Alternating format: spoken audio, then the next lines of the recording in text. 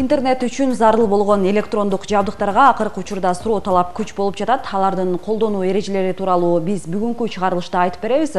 Негизинен алып караганда айрыкча ноутбук, компьютер, уюлдук телефон сыяктуу электрондук жабдыктарды кантип колдонуу керек, кантип коопсуздук эрежелерин сактай алабыз? Мына ушул суроолорго бүгүн биздин адис жооп бермекчи. Андыктан сиздерди адистер менен тааныштыра кетсем, Аркабаев Нуркасым Ош мамлекеттик университетинин информациялык системалар жана программалоо кафедрасынын башчысы. Саламатсызбы? Кош келипсиз. Мен билем программасынын долбоорун экинчи чыгарылышына конок болуп келип жатасыз. Ал үчүн алгач сизге ыраазычылык билдиребиз. Негизи ошол азыркы сөздүн башында айтып өткөндөй эле биз электрондук жабдыктар тууралуу сизден бир нече суроолорго жооп алалы деп жатабыз. Анда биз сөздү төркүнүн ноутбук, уюлдук телефон деги эле компьютер сыяктуу электрондук жабдыктарды алып жатканда эмнеге көңүл бурушубуз керек? Айта кетсеңиз, маселен, квитанция талап кылышыбыз керекпи же кандайдыр бир талон талап кылышыбыз керекпи? Негизи эле биз ошол сатуу жана сатып алууда эмнеге маани беришибиз керек? Рахмат. Саламатсыздарбы, урматтуу телекөрүүчүлөр. Биз эми ушул электрондук буюмдарды сатып алган учурда алгач ошол сатып алгандыгыбыз тууралуу акча төлөйбүз дейм. Ошол төлөгөн акчабызга сөзсүз түрдө чекти же квитанцияны талап кылышыбыз керек. Аны ошол сатып жаткан тарап бизге жазып бериш керек. Экинчиден, ошол электрондук түзүлүшкө гарантиялык талон деп коебуз. Гарантия кагазын бериш керек. Ошолорду талап кылышыбыз керек. Андан сырткары ошо гарантиялык чаптама деп коебуз, наклейка. Ошол гарантиялык наклейкасы дагы болушу шарт да. Бул деген сөз ошол эгерде биз ошол түзүлүштө кандайдыр мүчүлүштүк болуп калса же заводдон чыккандагы кандайдыр брак деп коебуз эми ошондойлор чыгып калса, ошол фирма, түзүлүштү чыгарган фирма өзүнүн ошол атайын салондору болот, гарантиялык салондору. Ошол салондорго барганда ошол чекти жана ошол чаптаманы талап кылышат, наклейкасын. Рахмат. Деги эле ушул электрондук жабдыктарды алып жатканда кантип текшерип алышыбыз керек? Маселен, бир гана эми азыр дүкөндөрдөн эмес, көпчүлүк жарандар эми арабызда бар. Тандоо өзүбүздө дегендей, кээ бири базардан сатып алышы мүмкүн, кээ бири ошол эле учурда баягы колдонгон буюмду кайра сатып алышы мүмкүн, сатуу жерден. Мына ошондо кантип текшерип алышыбыз керек? Балким мен колдонгон буюмду сатып алсам, уурдалган сатып албаш үчүн эмнерге көңүл буруш керек, кантип текшерип алышыбыз керек? Эми эгерде биз ошол колдонулган буюмду сатып ала турган болсок, электрондук түзүлүштөрдү мисал катарында алганда, биз ошол сөзсүз түрдө ошол ар бир түзүлүштүн коробкасыны талап кылышыбыз керек. Жана ар бир түзүлүштүн өзүнүн документтери болот, паспорту деп коебуз. Ошол документтери болушу шарт. Себеби ал коробкасы жана ал документтердин болушу ошол түзүлүштүн ээси экендигин билдирет. Эсиңизде болсун, электрондук жабдык сатып алып жатканда товардын чек же квитанциясын талап кылыңыз. Сиз суда кылган дүкөн сатуучудан ошол эле товардын түзүлүшүнө гарантиялык кагаз берүүсүн сурайсыз. Ошондой эле гарантиялык чаптама дагы болуусу шарт. Эгерде сатып алган электрондук жабдыгыңызда мүчүлүштүк болсо, ошол фирманын салондоруна гарантиялык чаптаманы көрсөтүү менен оңдотуп алууңузга укуктуу болосуз. Мындан сырткары, сиз жаңы сатып алган электрондук буюмдун документ, паспортуна, сырткы коробкасына маани бериңиз. Жана ошол коробка сиз алган жабдыктыкы болууга тийиш. Эскертебиз, ар бир электрондук буюмдардын идентификациялык коду сыр сөзү болот. Ал жабдыктын өзүндө, документинде жана коробкасында көрсөтүлгөн. Мына ушул 3 жердеги сыр сөз бири-бири менен дал келүүсү шарт. Муну менен сиз алданып, уурдалган жабдыкты сатып алуунун алдын аласыз. Эң негизгиси, ноутбук, компьютер, уюлдук телефондордун кандай сертификациялардан өткөндүгүн документинен окуп маалымат алып алыңыз. Эл аралык сертификациянын талаптарына ылайык, электрондук жабдыктардын адамга тийгизген зыяндуулугу, системасынын туруктуулугу жана суу, чаң кирсе бузулбай тургандыгы боюнча документинде көрсөтүлүшү керек. Кийинки суроом төмөндөгүчө болсун. Негизде Android, iPhone деп бөлүштүрүп жүрөбүз. Бул эки түзүлүштүн айырмасы эмнеде болуп калат? Аларды кантип тандап алышыбыз керек? эми бул Android түзүлүшү, анан iPhone бул телефон чыгарган фирма, бул эми iOS түзүлүшүндө болот, системасында иштейт. Бул жерде Android түзүлүшүндөгү телефондор көбүнчө Google фирмасынын, эми Android системасы Google фирмасынын продуктусу да.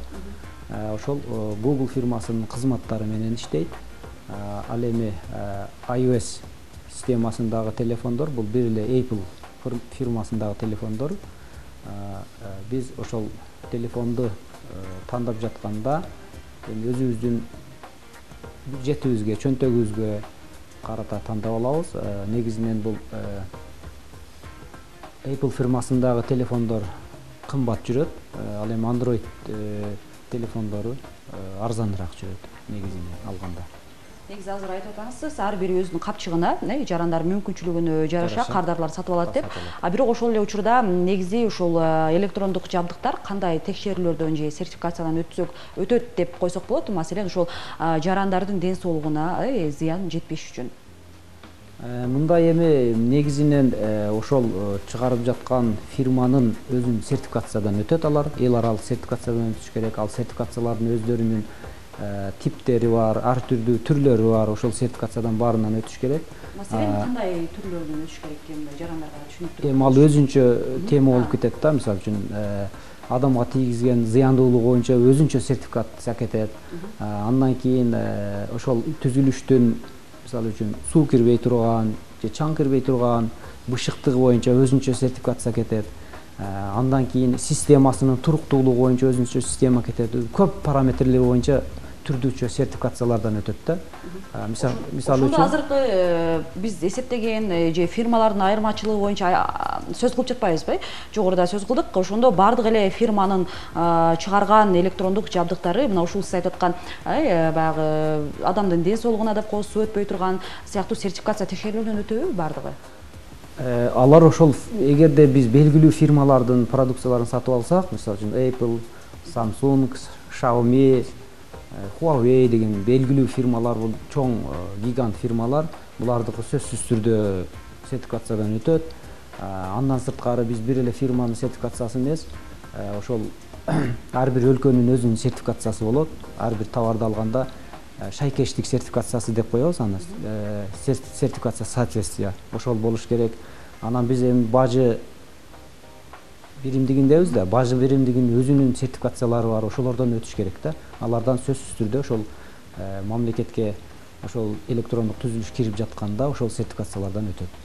Анан ал эми жанагы кээ бир жанагы жөнөкөй фирмалар деп коебуз, кандай жанагы элдин чөнтөгүнө капчыгына ылайык келген арзан телефондор, анан жанагы эми көбүнчө бул ошол Кытай өлкөсүнөн келет бизге, ошол арзан телефондор. Булардын көпчүлүгү сертификациядан өтпөйт. Алар кичинекей фирмалар, белгисиз фирмалар.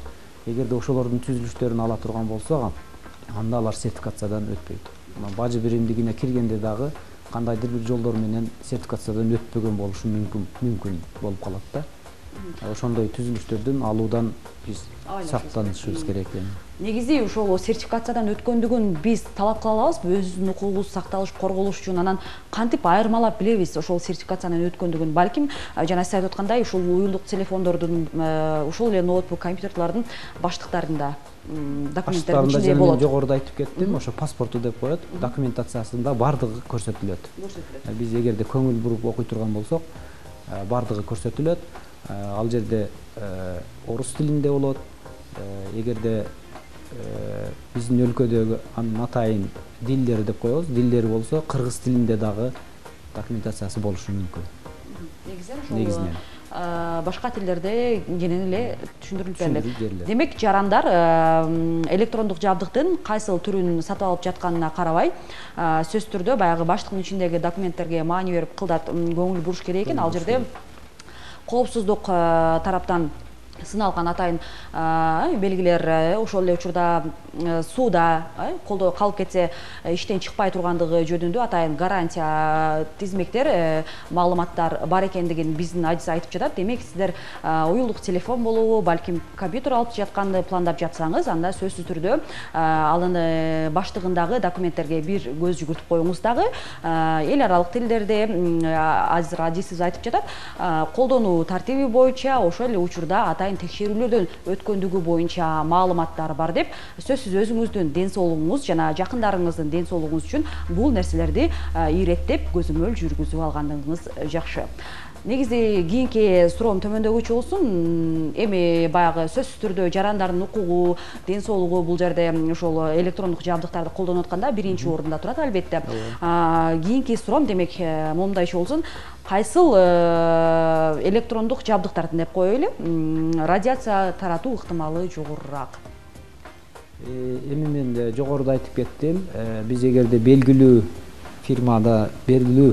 фирмалардын түзүлүшүн ала турган болсок, аларда ошол эл аралык сертификациядан толук өткөн болот дагы, алардын ошол радиациясы сертификацияга ошол стандарттарга жооп берген учурда гана чыгарууга уруксат берилет. Демек аларды толугу менен бизди канааттандырат десек болот. Анан жана жогоруда айтып кеткендей эле белгисиз кандайдыр бир бизге аты белгисиз болгон эле телефонду алып алсак, анда коркунуч жаратышы мүмкүн биздин ден соолукка. Себеби ал жерде эч кандай чектөөлөр коюлбайт, текшерүүлөрдөн өтпөйт. Жана азыр көп болуп жатат го, мисалы үчүн телефон жарылып кетиптир деген болот, эрип кетип, күйүп кетиптир дегендер чыгып атат. Алар бүттүгү бардыгы ошол сапатсыз, текшерүүдөн өтпөгөн жабдыктардан чыгат. Негизи айтып жатпайсызбы, азыр баягы белгилүү бир компаниялардын чыгарган жабдыктары сөзсүз түрдө сертификациядан өтөт, адамдарга коопсуздугу жок, радиация таратпайт деп.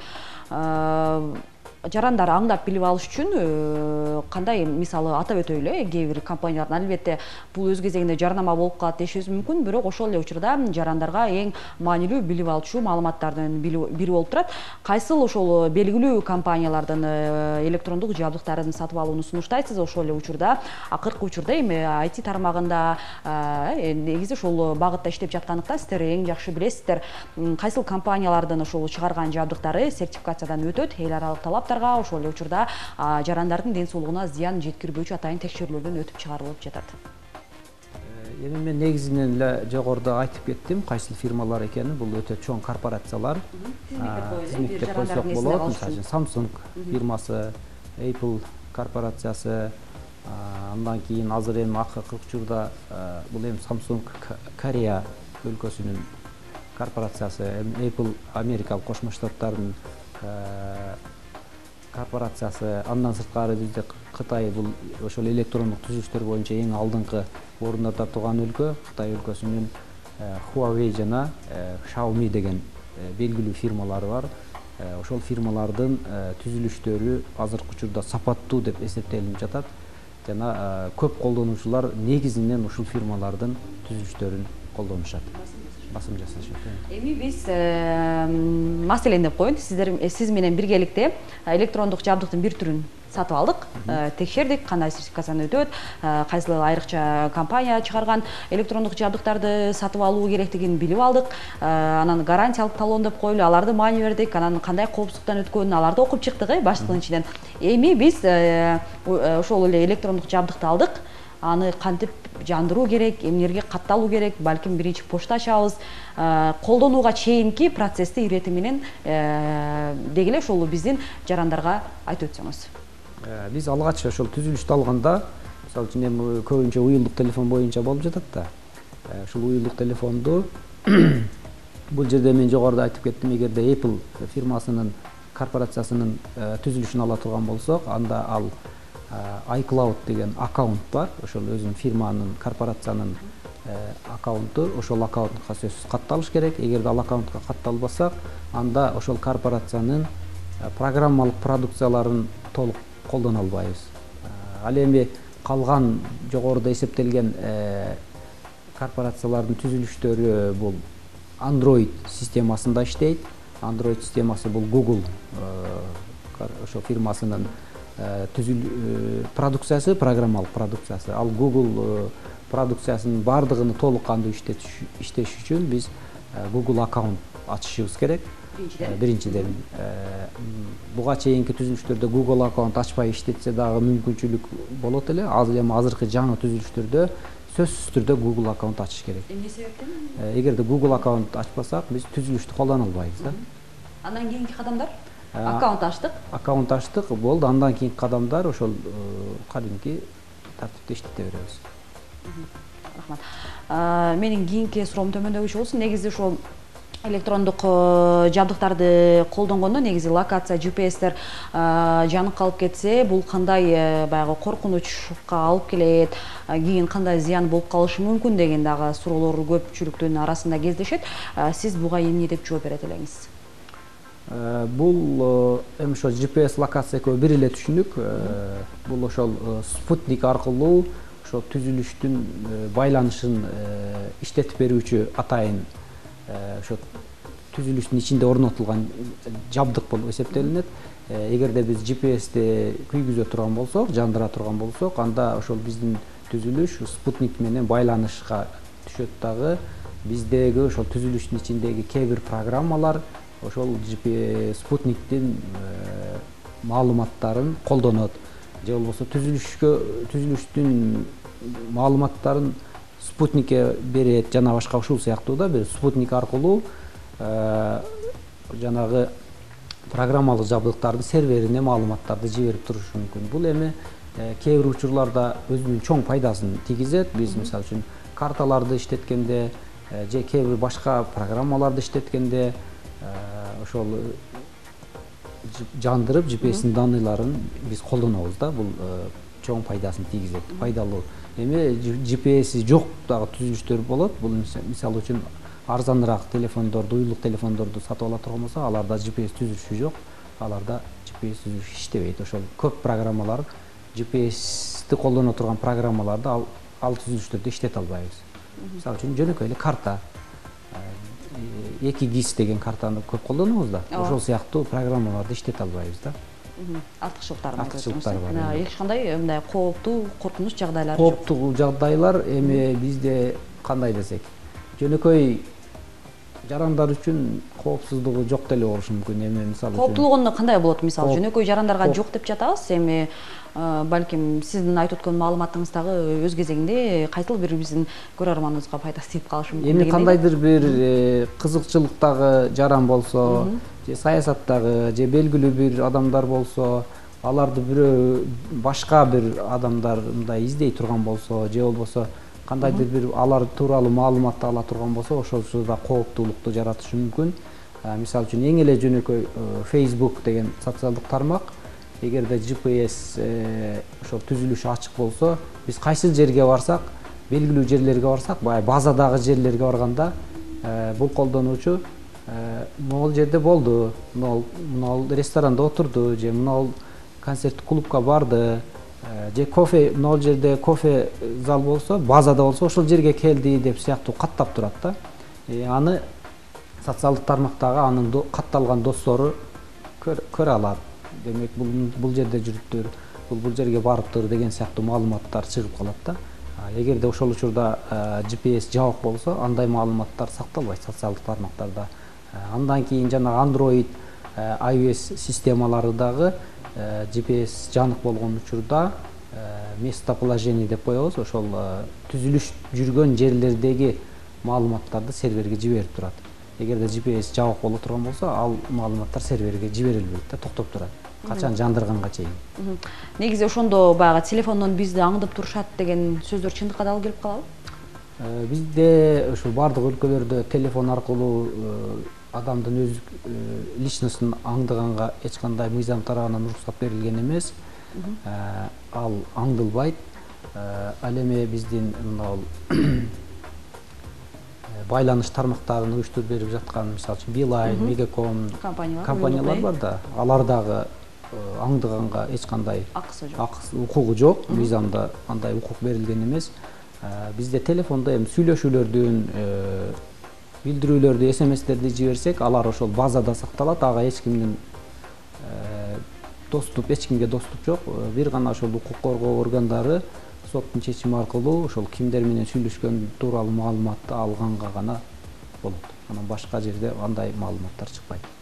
Демек бул өтө адамдын өз жеке маалыматтары жогорку деңгээлде корголгон азыркы учурда. Рахмат. Менин кийинки суроом төмөндөгүчү болсун. Негизи ушул электрондук жабдыктардын көбүндө эле көпчүлүгүбүз баягы түйшөлүп келебиз вирус тарап кеткен учурлардан. Интернеттин тиешеси барбы? Эми вирус ошол бизге ошол эки эле жол менен келиши мүмкүн. Эгерде биз түзүлүшкө вирусу бар флешка, микрофлешка деп коебуз, эми мындай маалыматтар сактоочу түзүлүштү кошо турган болсок, ошол учурда вирус түшүшү мүмкүн. Же болбосо ошо интернетке байланыш чыкканда вирус келиши мүмкүн. Бул вирус деген бул кадимки эле программа. Бул программага ар түрдүү коддор жазылат. Демек ошол программа аркылуу ошол түзүлүштүн ичиндеги маалыматтарды, сүрөттөрдү, билдирүүлөрдү программа аркылуу башка бир түзүлүшкө которуп алуу мүмкүнчүлүгү жаралып калат да. Ушул демек ошондой программалар бул вирустук программалар болуп эсептелинет. Вирус көпчүлүк жерлерде өтө чоң чыгымга дуушар кылат, түзүлүштү иштен чыгарышы мүмкүн. Же болбосо биздин атайын финансылык булактарыбыз эгерде ошо электрондук түзүлүштө сакталган болсо, ошол финансылык маалыматтарыбызды алып алышы мүмкүн. Мындай учурлар көп кездешип жатат. Мисалы үчүн телефондон акчасын жоготкондор, же болбосо картасынан акчасын жоготкондор, ошол демек ал ошол вирустук программалардын жардамында ишке ашырылат. Мен ушул жерде ошол коргонуу чараларын айтып өтсөңүз болот. Көрүүчүлөргө сунуштап кетет элем. Эгерде сиздерге кандайдыр бир белгисиз булактардан, источниктерден SMS билдирүүлөр, же болбосо интернет ссылкалар келсе, ошол ссылканы ачпаш керек да. Мисалы үчүн сүрөт келет сизге, сүрөттүн астында кандайдыр бир ссылка болот. Муну бассаң, мындай призовой фондго мынча акча төлөнөт, же болбосо мынаны 10 адамга жөнөтсөң, сага мынча акча келет деген билдирүүлөрдү ача турган болсок, демек ал жерде ошол вирустук программалар жашырылган болот. Вирустук программалар ишке түшөт дагы, ошол биздин уюлдук телефондогу же ноутбуктагы бардык маалыматтарыбыз тарап кетүү коркунучуна ээ болот. Рахмат. Менин соңку суроом болсун, сизге антивирустун түрлөрү барбы? Кайсыларын колдонгон жакшы, кандай тартипте? Эми антивирустук программалар бул жүздөп саналат, өтө көп. Антивирустук программаларды эми эгерде ноутбук же компьютер түзүлүштөрдү колдонсок, ал сөзсүз антивирустук программалар болуш керек. Анда вирустук программалар өтө көп таркалат. Ал эми уюлдук телефондордо, планшеттерде өзүнүн жанагы встроенный деп коебуз, өзүнүн антивирустук программалары бар. Андан кийин атайын ошол фирмалардын иштеп чыккан программаларын өзүбүз орнотуп колдонсок дагы болот. Эскертүү: өзүңүздүн электрондук шайманыңызды пин-коддун жардамы менен блоктоңуз. Сиздин идентификацияланган жеке номуруңуз, башкача айтканда сыр сөзүңүз канчалык татаал болсо, аны бузуп кирүү ошончолук кыйынга турат. Электрондук жабдыгыңызды коомдук жайларда кубаттандырып алуу үчүн кароосуз калтырбаңыз. Сизге башка бирөөлөр сунуштаган кубаттандыруучу шаймандарды, USB топтогучту пайдаланбаңыз. Себеби аларда зыяндуу программалык камсыздоо болушу мүмкүн. Программалык камсыздоону үзгүлтүксүз жаңылап туруңуз. Сиз орноткон соңку программалык камсыздоо сизди зыяндуу жана шпиондук программалардан мыкты коргоого жардам берет. Шаймандарды колдонулбаган учурда өчүрүп коюңуз. Ошондой эле эң негизгиси сиздердин эсиңиздерде болсун, антивирустук программаларды колдонуңуз, анткени сиздин электрондук жабдыгыңыз вирус таркап кетсе, программадан дагы чыгып кетиши өз кезегинде ыктымалы жогору экен. Албетте анын ичинде уюлдук телефондордун өздөрүнүн антивирустук программалары бар деп жатат. Ошондуктан кандай кырдаал болбосун, электрондук жабдыгыңызды коопсуз көзөмөл алып жүрүү бир гана сиздин колуңузда экендигин эскертебиз. Агай, сизге чоң рахмат. Ошол биздин көрөрмандарга, негизи эле электрондук жабдыктын колдонуучуларына дагы ошол өзүңүздүн атайын кайрылууларыңыз болсо айтып өтсөңүз болот. Эркин микрофон. Силерге дагы ошол чакырып маек курганыңарга чоң рахмат. Эми мен ушул кайрылып кетер элем. ушул түзүлүштөрдү колдонгон учурда сөзсүз түрдө биз ушу ишеничтүү түзүлүштөрдү алганга аракет кылышыбыз керек. Мен аны жогоруда айтып келдим. Бизге белгисиз болгон булактардан келген SMS билдирүүлөргө же телефон чалууларга жооп бербешибиз керек. Анан кызыктыруучу маалыматтар келсе, аларды ачып көрбөшүбүз керек. Жана биз ошол бизге келген кандай маалымат болсо, ал маалыматты биз өзүбүз окуп, түшүнүп, талдамайынча башка бирөөгө таратпашыбыз керек. Кайрылып кетерим ошол. Дагы бир ирет ыраазычылык билдиребиз. Урматтуу көрөрмандар, биздин студиябызда бизге ушул кызыктырган суроолорубузга жооп берген адисибиз Саркабаев Нуркасым Ош мамлекеттик университетинин информациялык системалар жана программалоо кафедрасынын башчысы болду. Ошентип, мен билем программасынын кезектеги чыгарылышы жыйынтыкталды. Урматтуу көрөрмандар, сиздерге мындан кийинки чыгарылыштарда дагы пайдалуу маалыматтар менен бөлүшүп кетебиз. Маселен, социалдык тармактарда колдонууда эмнеге маани беришибиз керек, эмнелерди эске алышыбыз керек. Мына ушул жагдайлар тууралуу, андан сырткары маалыматты жаратууда, социалдык тармактарда маалыматты таратууда эмнелерге көңүл бурушубуз керек, өз укугубуз тебеленбеш үчүн жана өз укугубуздан аша чаап кетпеш үчүн. Мына ушундай кызыктуу маалыматтарды кийинки чыгарылыштарда дагы сиздер үчүн жеткирүүгө аракет жасайбыз. Андыктан мен билем чыгарылышын, программасын ар дайым күзөтүп көрүп калыңыздар дейм. Ал эми кызматыңыздарда мен Нуржамал Баргыбаева болдум. Сак саламатта калыңыздар.